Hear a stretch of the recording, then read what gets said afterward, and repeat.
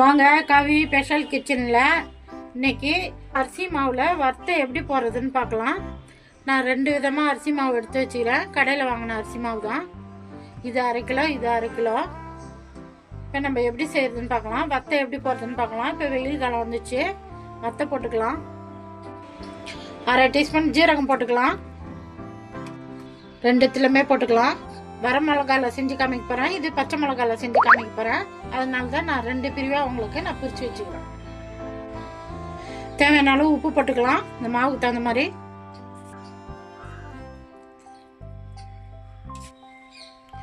கொத்தமல்லி தழை வெறும் இலை மட்டும் பொடிசாக கட் பண்ணி போட்டுக்கலாம். அதில் 7 வரமிளகா போட்டு கொஞ்சம் குறைன்னு நம்ம அரைச்சின்னு வந்துடலாம் பவுடரா.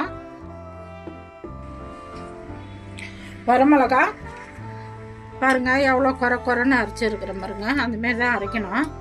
தண்ணி ஊற்றக்கூடாது, தண்ணி ஊற்றாமல் குறைன்னு அரைக்கணும். இப்போ நம்ம இந்த மாவில் கொட்டிக்கலாம். காரத்துக்கு தான், உங்கள் காரத்துக்கு தகுந்த மாதிரி நீங்கள் வரமிளகா போட்டுங்க. நான் 7 மிளகா போட்டுக்கிறேன். நீங்கள் உங்கள் காரத்துக்கு தகுந்த மாதிரி போட்டுங்க. இப்போ மிக்சி ஜாரில் ஒரு 5 பச்சை மிளகா போட்டுக்கலாம். கொஞ்சமாக தண்ணி ஊற்றிக்கலாம். பேஸ்ட்டாக அரைச்சின்னு வந்துடலாம். பச்சை மிளகாய் நம்ம கொஞ்சமாக தண்ணி ஊற்றி பேஸ்ட்டாக அரைச்சின்னு வந்துட்டோம். இப்போ பச்சை மிளகாய் இந்த மாவில் ஊற்றிக்கலாம்.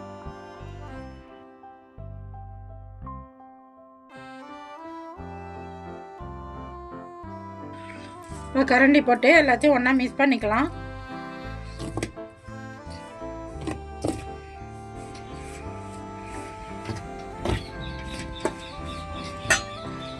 இப்போ கொஞ்சம் கொஞ்சமாக தண்ணி ஊற்றி நம்ம தோசை மாவு பதத்துக்கு 2 மாவுமே தனித்தனியாக கரைச்சிக்கலாம்.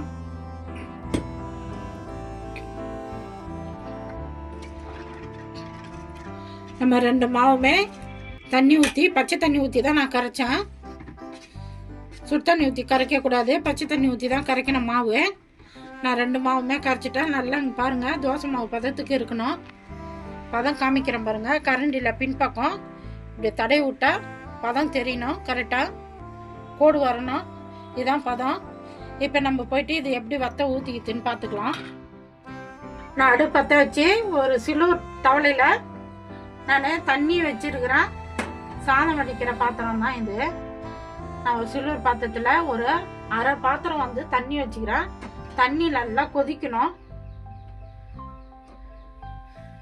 மேலே ஒரு காட்டன் துணி போட்டுக்கலாம். போட்டு நல்லா டைட்டா ஒரு கவர்ல நம்ம கட்டிக்கலாம்.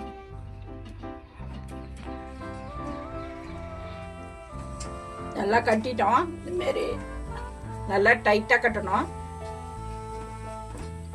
இந்த எக்ஸ்ட்ரா இருக்கிற துணியெல்லாம் நெருப்புல படாம இருக்கிறதுக்கு சைட்ல வந்து முடிச்சு போட்டுக்கலாம்.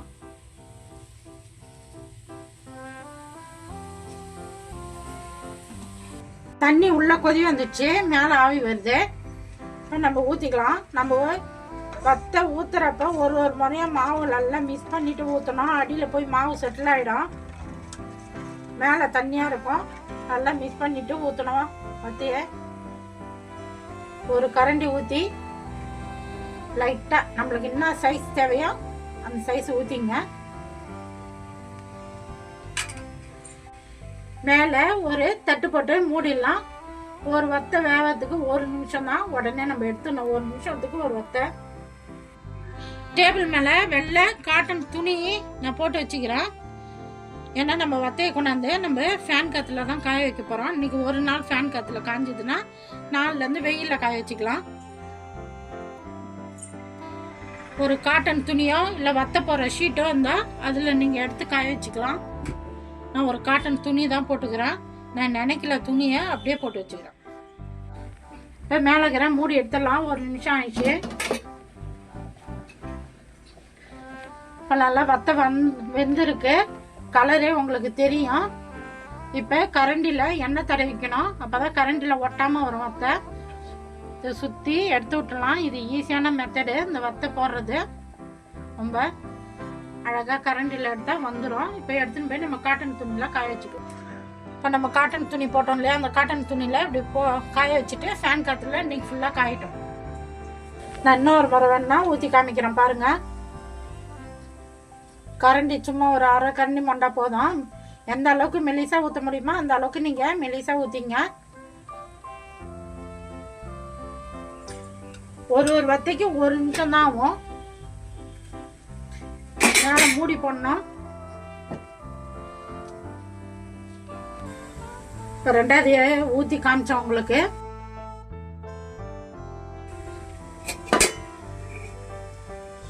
கரண்டியில் எண்ணெய் இருக்கிற வரைக்கும் அழகாக ஒரு 2-3 வத்தை வரும். அதுக்கு பிற்பாடு எண்ணெய் தடவிக்கணும்.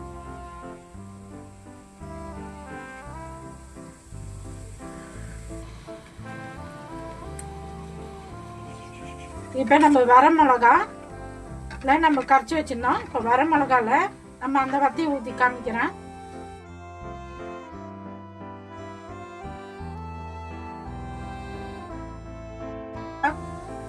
பச்சை மிளகால நம்ம ஊற்றி காமிச்சிட்டேன். இது வர மிளகால ஊற்றி காமிக்கிறேன். ஒரு வத்தைக்கு 1 நிமிஷம் தான் டைமு.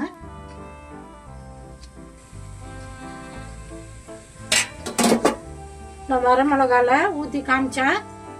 கரண்டில் எண்ணெய் இல்லைன்னா, எண்ணெய் பசம் இல்லைன்னா அப்பப்போ எண்ணெய் தடவிக்கணும்.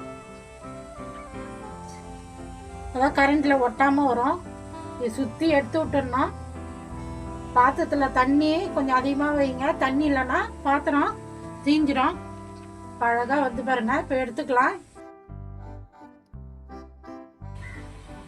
ஃபேன் காற்றுல காயிட்டோம் இன்னைக்கு ஃபுல்லாக. நம்ம பச்சை மிளகாலையும் வர மிளகாலையும் நான் எல்லா வத்தையும் ஊற்றிட்டு உங்களுக்கு நான் காமிக்கிறேன் காயிறப்ப. அரிசி மாவில் நம்ம பச்சை மிளகாலையும் வர மிளகாலையும் நம்ம 2 விதமாக வத்தை போட்டோம். நான் எல்லா வத்தையும் போட்டு எடுத்துட்டேன். இப்போ ஃபேன் காற்றுல காய வச்சுக்கிறேன். காயிட்டோம். நாளையிலேருந்து நம்ம மெத்த மேலே போயிட்டு வெயிலில் காய வச்சு நல்லா காஞ்சிட்ட பிறகு தான் வறுக்க முடியும். ஒரு 2-3 நாளைக்காச்சும் காய வைக்கணும். நாளிலேருந்து காய வச்சுக்கலாம் வெயிலில். நம்ம அரிசி மாவில் வத்தை போட்டோம். நல்லா காஞ்சிச்சு. நம்ம வர மிளகா கொஞ்சம் கலந்து போட்டோம். பச்சை மிளகால கொஞ்சம் கலந்து போட்டோம். 2 விதமாக போட்டோம் நம்ம வத்தை. நல்லா காஞ்சிச்சு வத்தை. நான் 1 வாரமாக காய வச்சேன் வெயிலில். இது வெயிலில் கூட காய வைக்க வேணாம். நீங்கள் உள்ளே வெயில் இல்லாதவங்க மேலே மாடியில் இருக்கிறவங்க உள்ளே நீங்கள் ஃபேன் காற்றுல கூட இதை காய வச்சுக்கலாம். 1 வாரம் காஞ்சிடும் நல்லா. இப்போ நம்ம வறுத்து பார்த்தலாம் எப்படி. அடுப்பத்தை வச்சு ஒரு கடாயை வச்சு வறுக்கிற அளவுக்கு எண்ணெய் ஊற்றி இருக்கிறேன். எண்ணெய் சூடு ஏற்றோம். இப்போ நம்ம வத்தை பொரிச்சிக்கலாம்.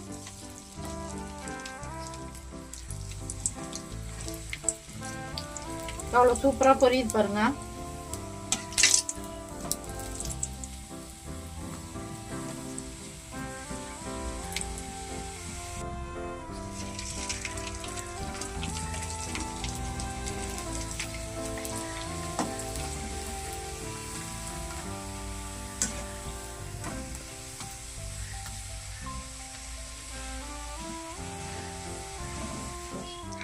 நம்ம அரிசி மாவு வத்த போட்டோம். ரெடி ஆகி போச்சு.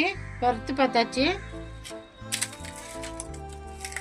நல்லா முறைன்னு இருக்கும். நான் எப்படி போட்டேன்னா அந்த மாதிரி போட்டு பார்த்துட்டு எப்படி இருக்குதுன்னு சொல்லுங்கள். எனக்கு சப்போர்ட் பண்ணுங்கள். இந்த வீடியோ பிடிச்சிருந்தா